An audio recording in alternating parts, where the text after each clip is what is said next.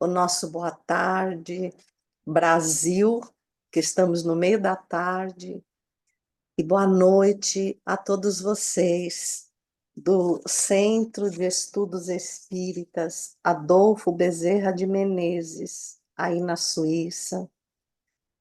Eu com certeza não estou aqui hoje à toa, eu vim para abraçar as duas amigas portuguesas que chegam a essa casa, que possam permanecer e que um dia, a breve tempo, quando tiver novamente a oportunidade de estar aí presencialmente, possa encontrá-las servindo a Jesus e ao Espiritismo. É uma imensa alegria e uma profunda gratidão estar em meio de amigos, de família espiritual, para abordar esse tema indispensável para os dias de hoje, e que está situado exatamente em O Evangelho segundo o Espiritismo, no seu capítulo 20, Os Trabalhadores da Última Hora. Às vezes, quando ouvimos falar em última hora, achamos que já é o fim do expediente, então terá pouco trabalho, logo estaremos descansando em casa, mas não será assim. Recordemos Pedro, o apóstolo de Jesus. Recordemos a forma como tantas vezes, por impulso, Pedro questionou Jesus. Recordemos quando Pedro negou Jesus 3 vezes.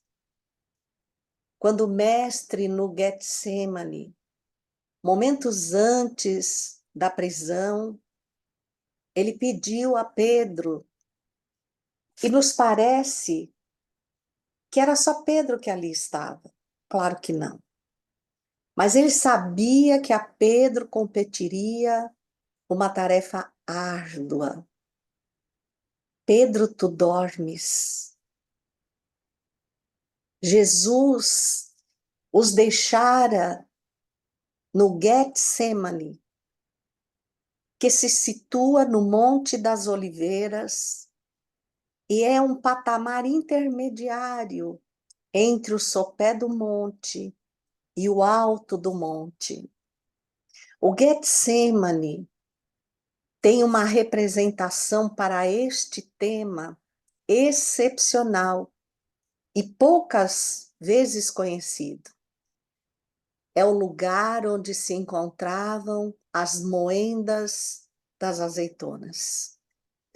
Recolher as azeitonas é fácil, mas para que delas se extraia o precioso azeite, elas precisam passar por um processo doloroso, por uma prensa que as esmaga até extrair o azeite. E foi nesse local que Jesus pediu aos discípulos para permanecerem, enquanto se dirigia ao alto do monte para a comunhão com o Pai. Quando retorna, depois de pedir vigilância, Pedro dormia, e claro, os outros também.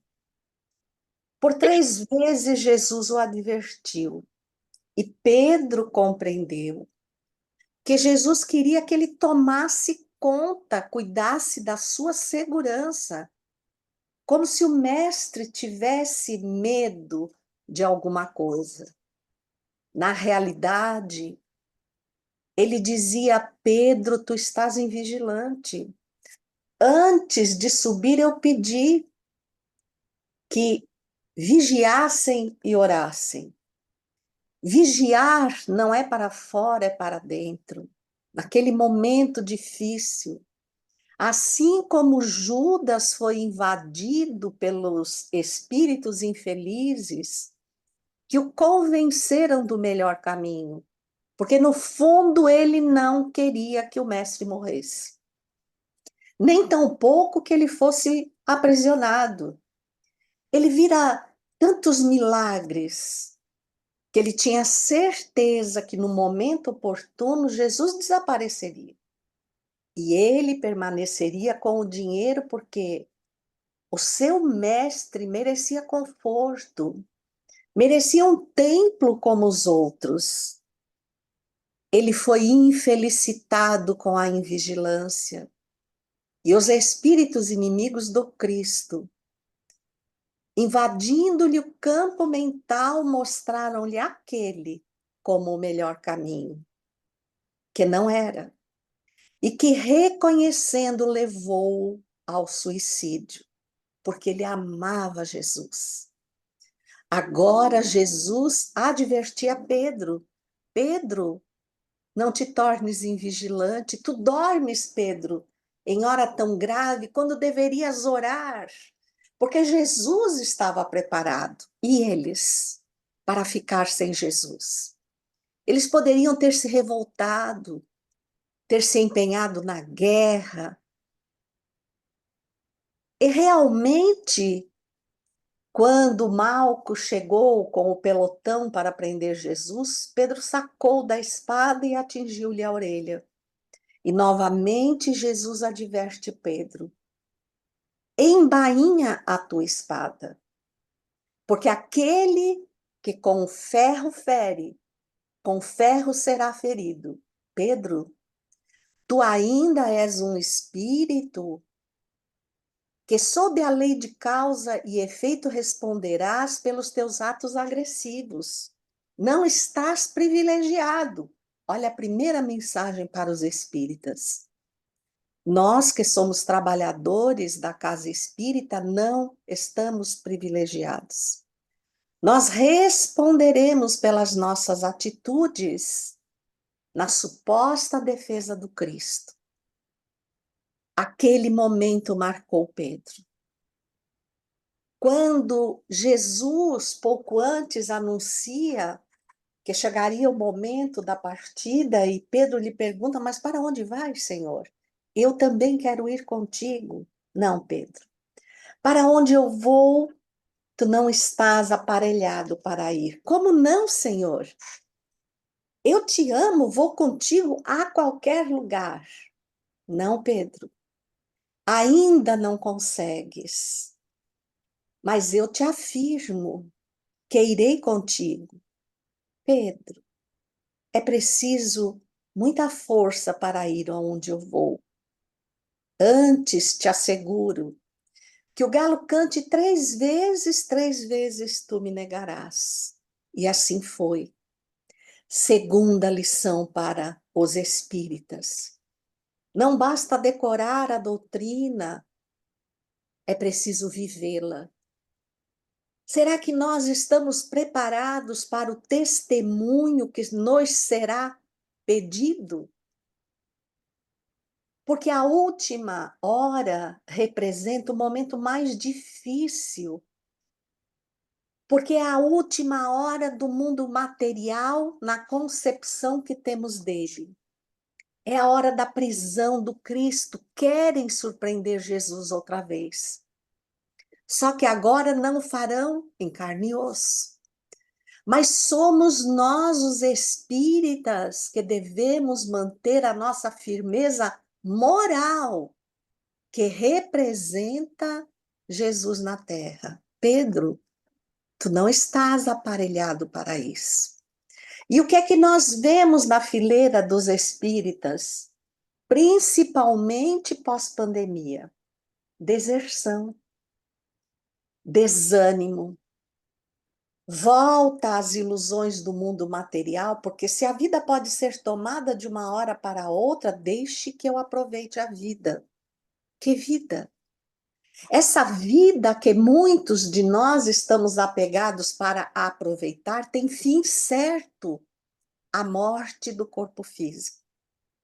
No entanto, eu estou tão enceguecido por esses valores que eu empenho todos os meus esforços para conquistar os valores amoedados que o mundo pode me oferecer. eu empenho boa parte dos meus investimentos com esforço para garantir uma previdência privada, digo eu, nos momentos da minha aposentadoria, poder viver dias tranquilos. Mas você vai chegar até lá? Você vai usufruir desse esforço hercúleo que tem feito? Não sabe, mas aposta. Por que não apostar no Cristo?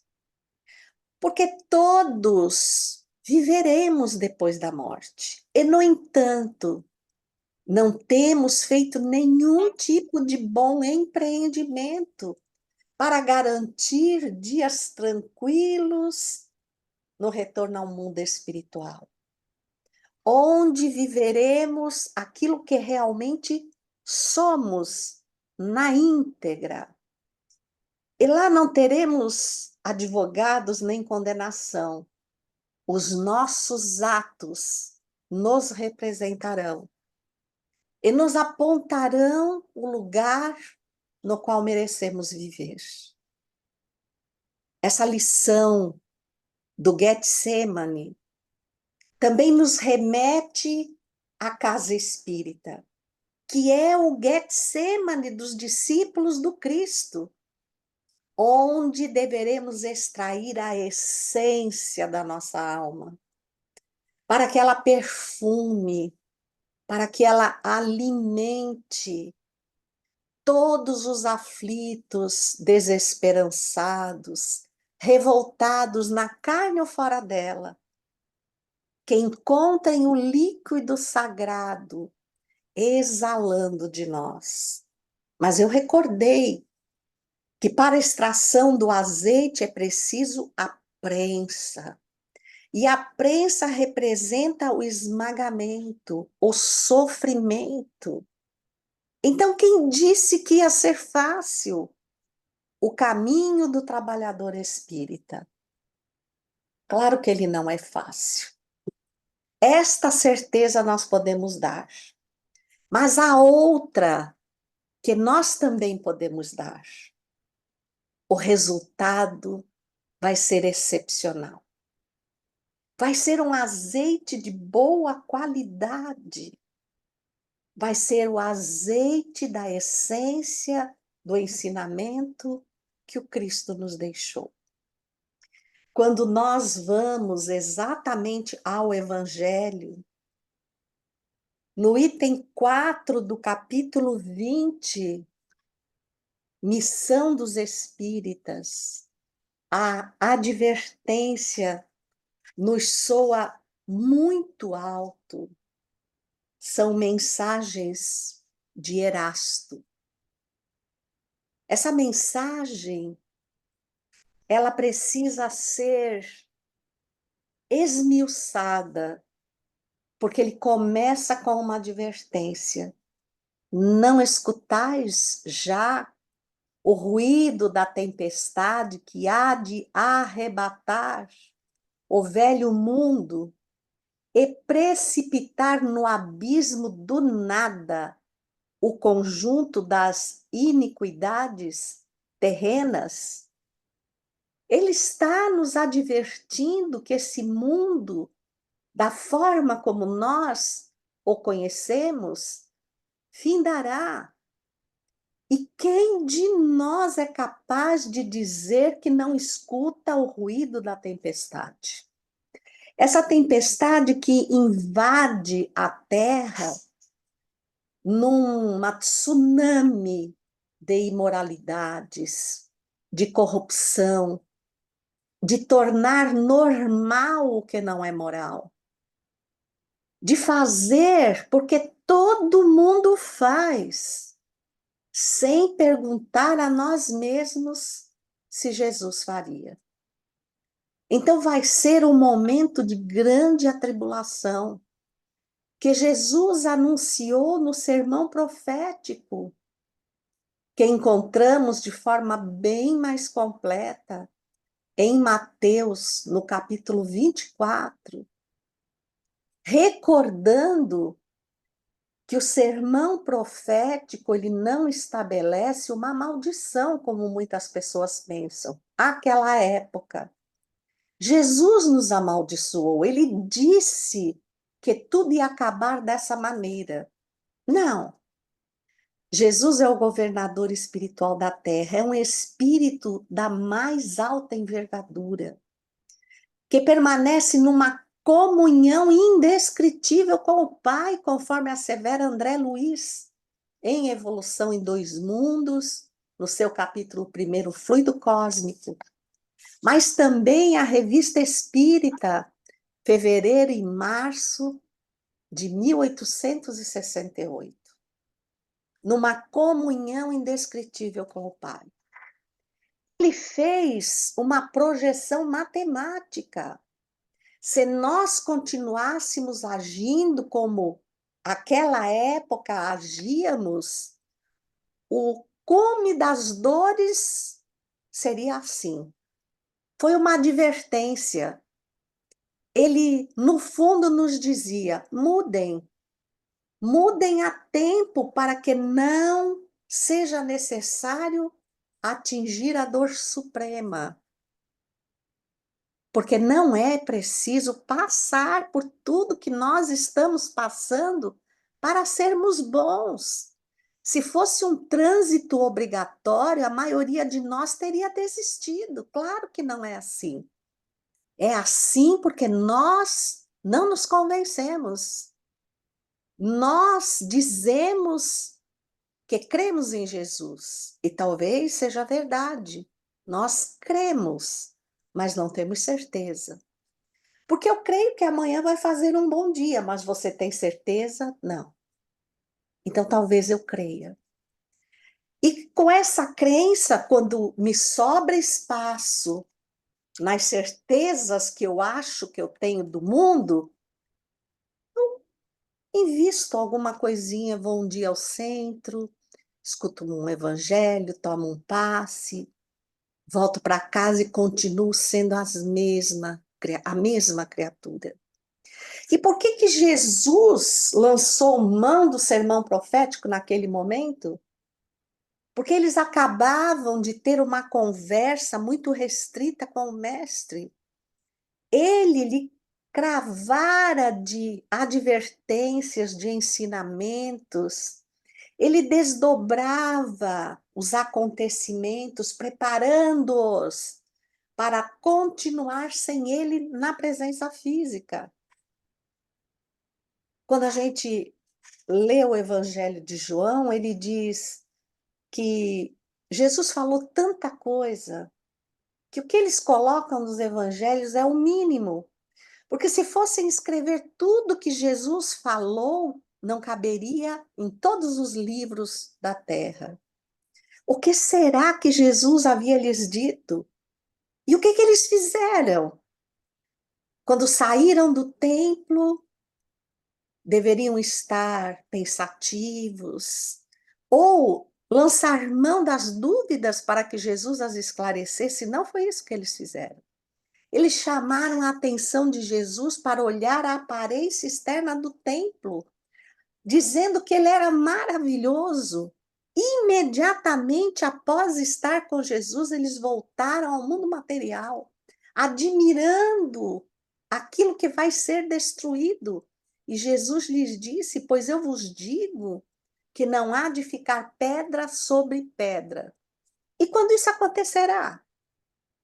Então, nós continuamos muito parecidos. E claro, por essas escolhas indevidas que temos feito, na sequência das reencarnações, estamos realmente atingindo a perspectiva do máximo sofrimento que está declarado no sermão profético. Dando continuidade a este item 4, logo à frente, ressalto outra frase que Erasto nos envia.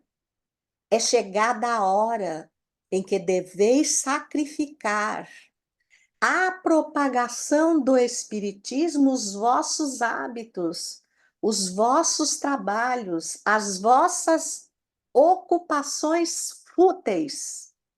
Ide e pregai. Ah, Jesus está falando assim, sempre que você puder falar sobre o Espiritismo, fale, anuncie o Espiritismo. Palavras o vento leva. Parece que levou as palavras de Jesus, mas o exemplo dele permanecerá para sempre.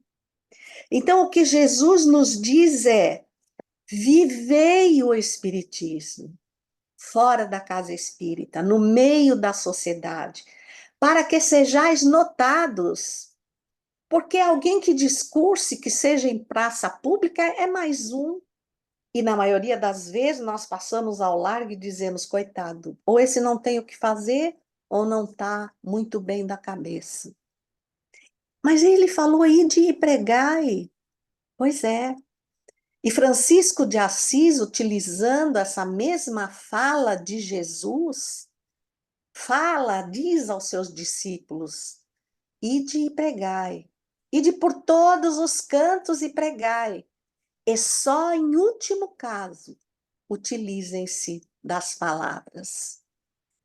Diante de uma tempestade que naturalmente chegará muitas vezes à nossa existência, porque nós estamos sob o regime de provas e expiações. Somos espíritos imperfeitos, então nós não fomos enganados. Provas e expiações são muito difíceis. Na maioria das vezes, nós somos premiados com a oportunidade de uma prova. Ante aquilo que tivemos a chance de aprender no interregno das reencarnações, nos momentos que permanecemos no mundo espiritual sendo preparados, adestrados, instruídos, mas quando chegamos aqui, vacilantes na nossa cristandade, o primeiro desafio, e em nos derrapando ladeira abaixo, caindo compulsoriamente na expiação dolorosa.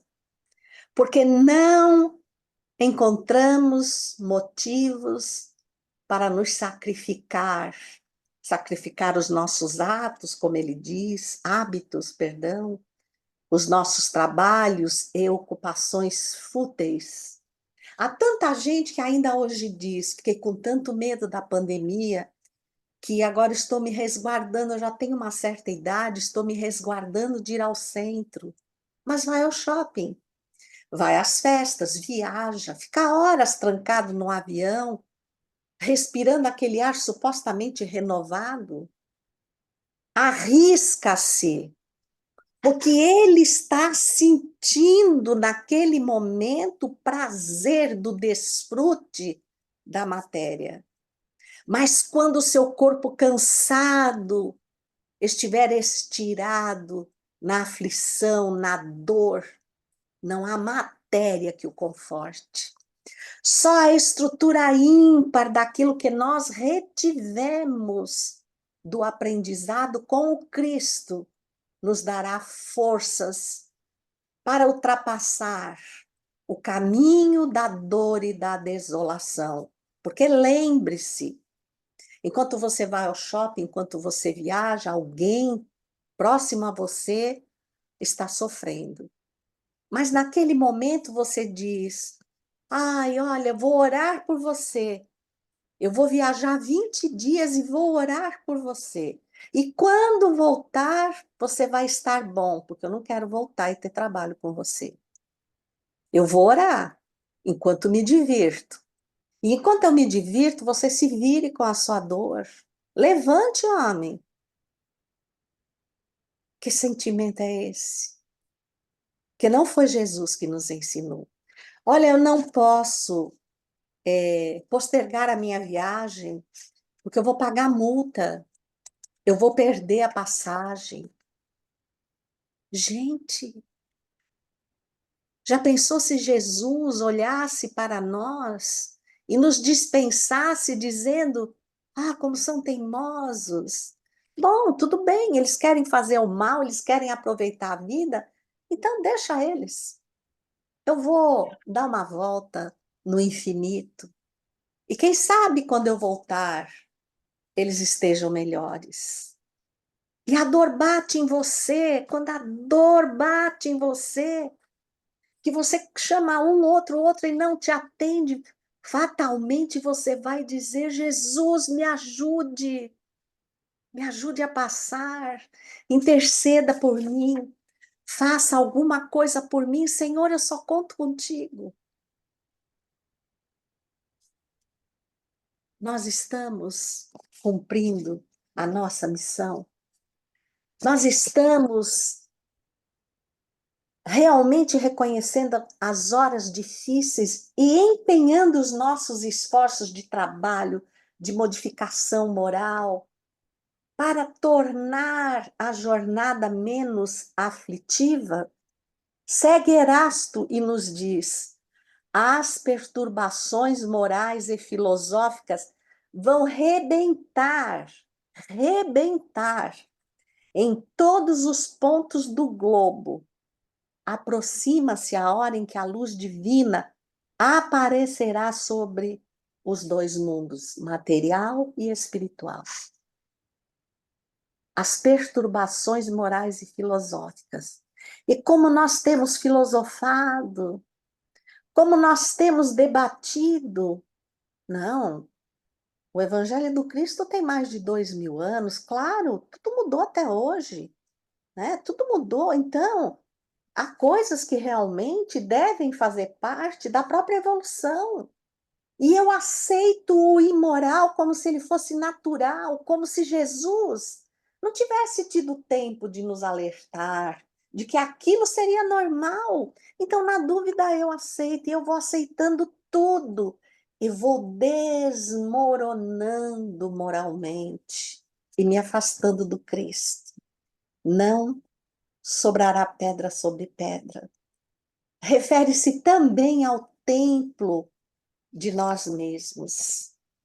Ide e agradecei a Deus a gloriosa tarefa que ele vos confiou. Sim, porque se nós somos espíritos imperfeitos em provas e expiações, nós poderíamos estar nos recuperando moralmente, abrigados na idiotia, na paralisação, em outras doenças, mas não. Ele nos confiou uma grande tarefa para dizer que sabe que somos capazes, sabe que por um pouco de esforço nós somos capazes. E como é que ele avaliou isso? Ora, ele nos conhece a capacidade de administrar o mal, de criar ideias más. Ele olhou Públio Lentulus e viu Jesus, e viu, perdão, Emmanuel. Jesus olhou para Saulo e viu Paulo. Era só mudar a rota, porque cabedal de conhecimento, de habilidade, eles tinham de sobra. Nós também. Ele só está nos pedindo para fazer o retorno do filho pródigo e ir até o Pai, pronto para trabalhar. Ele diz: lembrai que entre os chamados para o espiritismo, muitos se transviaram. É, porque de repente, principalmente quando somos trabalhadores espíritas, nós temos ânsia de convencer aqueles que chegam pela primeira vez à casa, e aí a gente quer provocar milagres. Mas aquela pessoa que não conhece o espiritismo, que chega à casa, diz: mas é só isso que eles fazem? Uma palestrinha? Depois lá um passe? E acham que com isso vão melhorar a minha situação, mas quem disse que nós estamos aqui para curar? Nós estamos aqui para sermos os exemplos vivos da grandeza do Evangelho do Cristo. Um espírita sorridente ante a dor, um espírita que, arrebatado por uma imensa dificuldade, não perde a alegria de servir, porque compreende a situação, é um trabalhador precioso. E qual é essa forma melhor de servir senão o exemplo? Tanto que quando a gente vê no livro dos médiuns, o capítulo 31, que poucos espíritas estudam, Dissertações Espíritas, onde Kardec agrupou mensagens dos espíritos da codificação e as dividiu em 3 itens diferentes, sobre o espiritismo, sobre os médiuns, sobre as sociedades espíritas. No item 13, sobre os médiuns, ele nos adverte que as vossas ações estejam sempre em harmonia com a vossa consciência, que o teu falar seja exatamente igual ao teu fazer. E se você não se sente com forças para perseverar no ensino, em se tornar exemplo para os outros, desista de o fazer, vá para o seu cantinho, fortaleça-se, para que o seu falar seja o da vivência, porque a vivência arrebata. E nós temos vivido pouco o Espiritismo. Eu vou sugerir para vocês, o meu está com uma capa muito antiga, este livro Após a Tempestade, pelo espírito Joana de Ângeles, pela psicografia de Edivaldo Pereira Franca, a última lição, os novos obreiros do Senhor, os trabalhadores da última hora, a missão dos espíritas, labor em equipe. Joana nos diz assim: Cristo nos convoca outra vez, ok? Quantas vezes foram? Ao despertamento e ao trabalho de soerguimento pessoal, que em última análise é o soerguimento da própria terra. Quando eu me corrijo, eu corrigi um pedaço da terra. Quando todos nos corrigirmos, corrigiremos a terra. Não é a primeira vez que nos chega a voz do Cordeiro de Deus concitando-nos à redenção, ao avanço, à sublimação.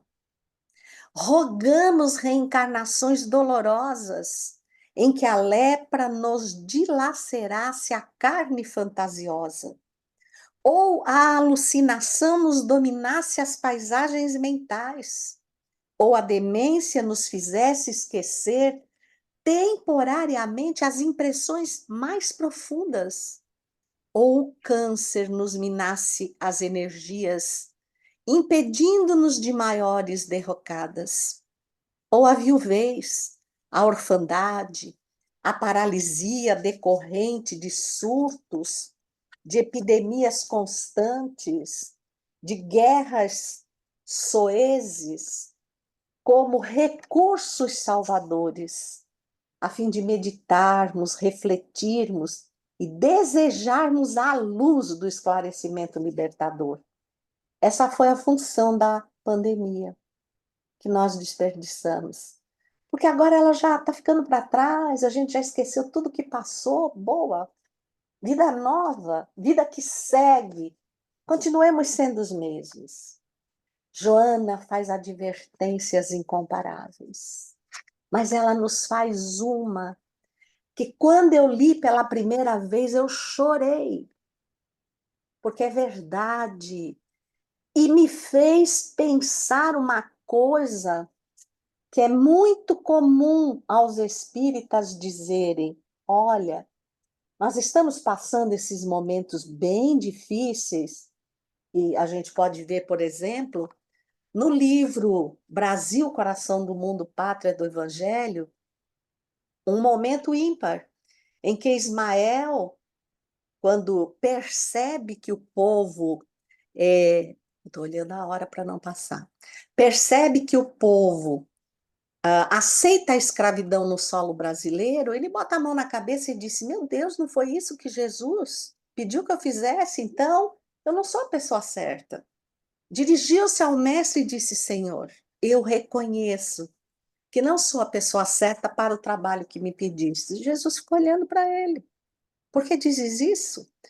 Porque eu não consegui deter a ganância, a crueldade, e a escravidão invade as terras brasileiras, sob o símbolo augusto do cruzeiro, que era para que nunca mais esquecêssemos de ti, pela visão do Cruzeiro do Sul. Jesus disse: não, Ismael, tu não entendestes bem. No solo brasileiro, nascerão aqueles espíritos cujas oportunidades na velha Europa estão esgotadas. Porque por mais que fizéssemos para eles, eles caindo no mesmo cenário, permitiam-se novamente contaminar. Então era preciso um cenário novo, que não tivesse registros na ambiência espiritual dos crimes perpetrados. Por isso, aquele território novo, a fim de que eles escrevessem uma nova página no livro da sua existência. Vem comigo por um momento, Ismael.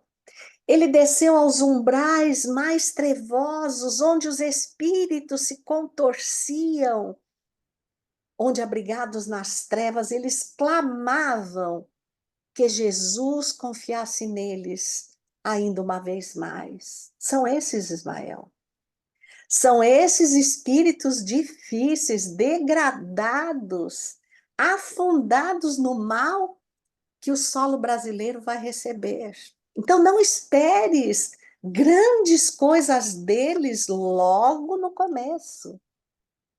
Joana diz assim: quando se preparavam os dias da codificação espírita, quando se convocavam trabalhadores dispostos à luta, quando se anunciavam as horas preditas, quando se arregimentavam ceareiros para a terra, escutamos o convite celeste e nos apressamos a oferecer nossas parcas forças, quanto nós mesmos, a fim de servir. Mas de servir na ínfima condição de sulcadores do solo, onde deveriam cair as sementes de luz do Evangelho do Reino. Agora, a historinha que eu contei para vocês no umbral, eu vou recontar. Claro que neste momento vocês estão sem entender nada. Nós unimos a fala de Jesus a Ismael e de Joana para nós. Quando dizemos assim, é isso. Jesus abriu os porões dos umbrais mais densos. Os espíritos mais cruéis foram libertos. E são eles que estão bagunçando o mundo todo, mas eles precisam ter uma chance. Agora, nós, os espíritas, não, nós somos espíritos privilegiados. Uau, mas peraí. Quando se preparavam os dias da codificação espírita, nós nos apressamos, sabendo que não tínhamos forças para servir na mais ínfima condição. Sabe o que eu acho que aconteceu? Eu acho que Jesus chamou Kardec e disse: meu irmão, está na hora de darmos uma nova oportunidade aos espíritos mais difíceis. Eu vou abrir a porta dos umbrais. E os primeiros que saírem são os mais graves. Então, eu quero que tu vás, que tu codifiques a doutrina espírita para ver se dessa vez eles fazem alguma coisa de bom.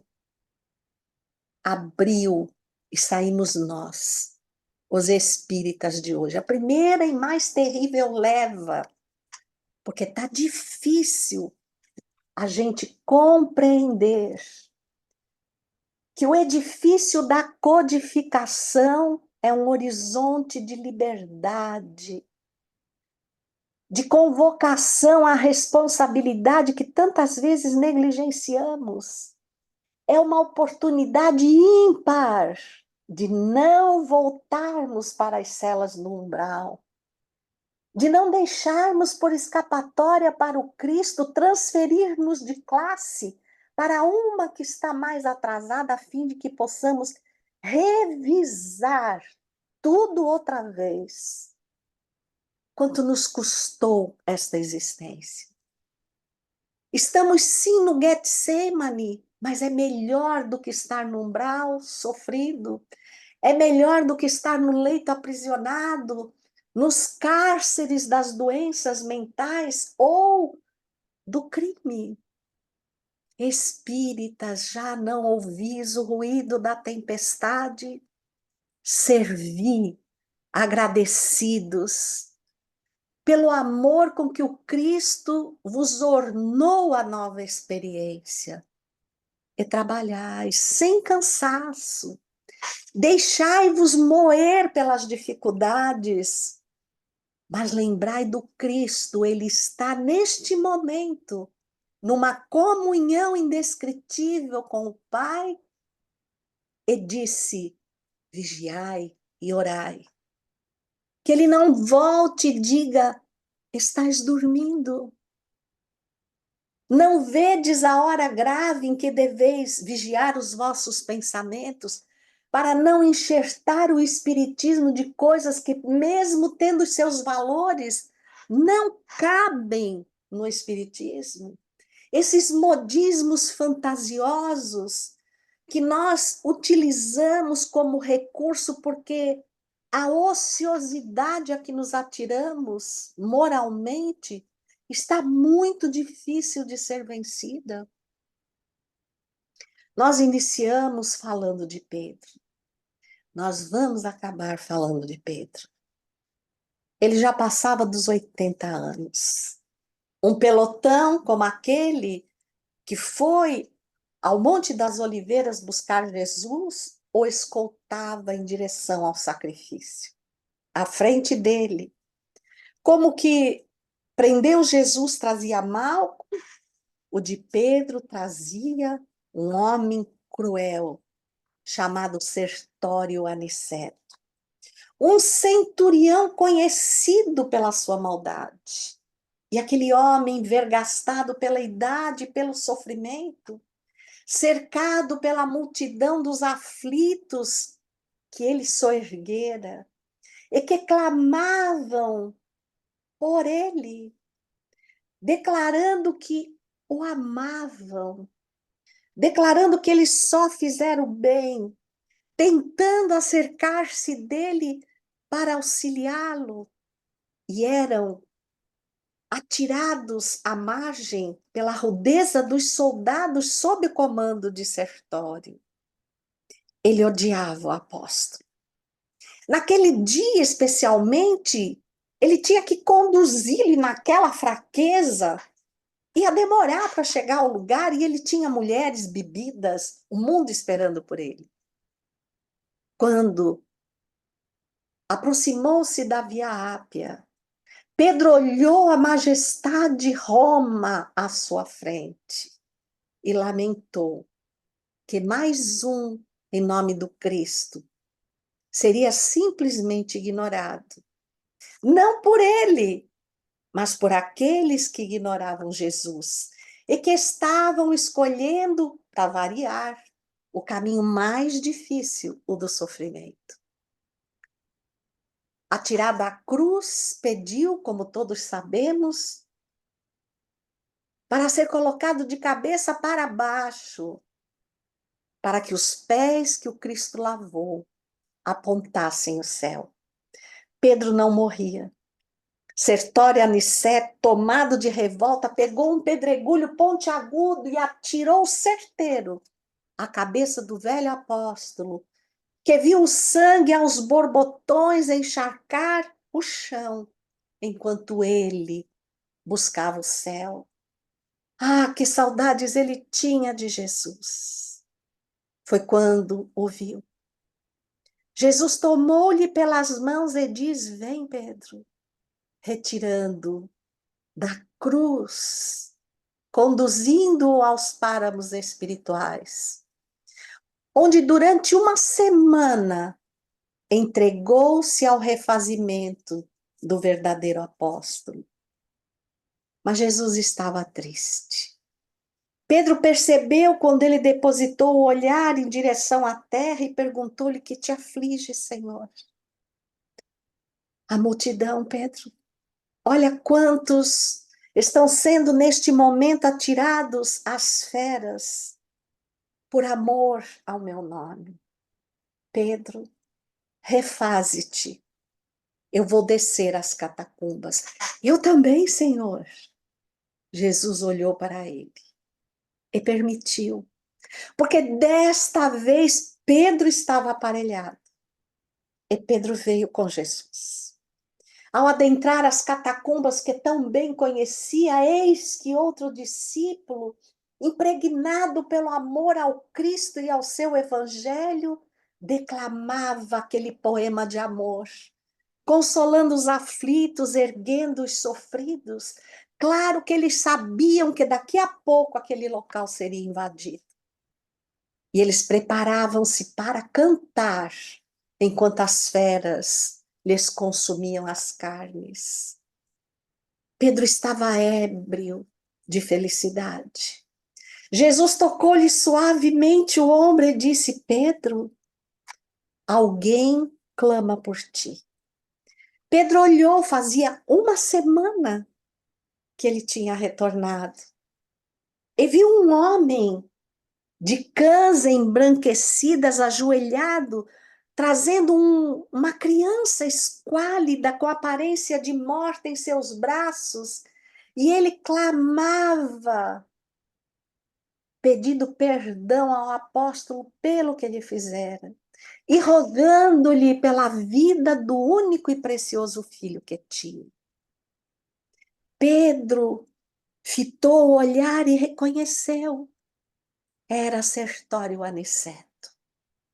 Pedro tocou-lhe a fronte, ergueu os olhos ao céu, ao Pai, e clamou que intercedesse. E enquanto assim permanecia, ouviu a voz sutil da criança que despertava da morte, que logo o arrebataria, dizendo: Papai, eu estou bom. Naquele instante, Sertório Aniceto foi arrebatado para Jesus. Nunca mais ele vestiu uma túnica romana.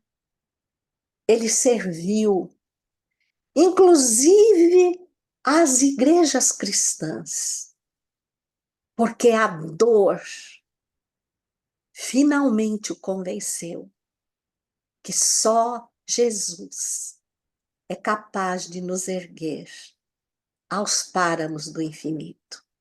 Espíritas como eu, estejamos juntos, unidos. E se a dificuldade vier, porque virá, recordemos Pedro, recordemos Jesus e o rugido das feras avassaladoras. Não encontrem guarida em nosso coração, nem na covardia moral, mas que sigamos cantando o Evangelho do Cristo, até que toda a terra esteja, por livre e espontânea vontade, no coração do amado Senhor. Muita gratidão. Abraço carinhoso a todos. Que Jesus nos abençoe. Então vamos orar. Vamos permitir que a luz da oração ilumine a nossa essência espiritual. Somos nós de joelhos ante Jesus, recordando quantas vezes lhe pedimos para nos ajudar a vencer as dificuldades que nada mais são do que as velhas inclinações que trazemos. e seguindo seus passos, seu roteiro de luz, em meio às disputas, à guerra, aos egos inflamados, à desolação, à revolta, sejamos os que seguem cantando, Senhor, os louvores do teu evangelho. Sejamos os que seguem servindo, sulcando a terra, para que nela sejam depositadas as sementes do teu amor. Neste reduto que é esta casa espírita do CEABEM, essa manjedoura que a partir dela, a tua presença, Senhor, a presença dos benfeitores amigos envolvam cada um dos participantes, fazendo-os sentir que tuas mãos dadivosas, irradiando as santas energias, renovem as forças e o ânimo, que as águas recebam os eflúvios da saúde e da paz, que os corações sejam agasalhados no teu próprio coração,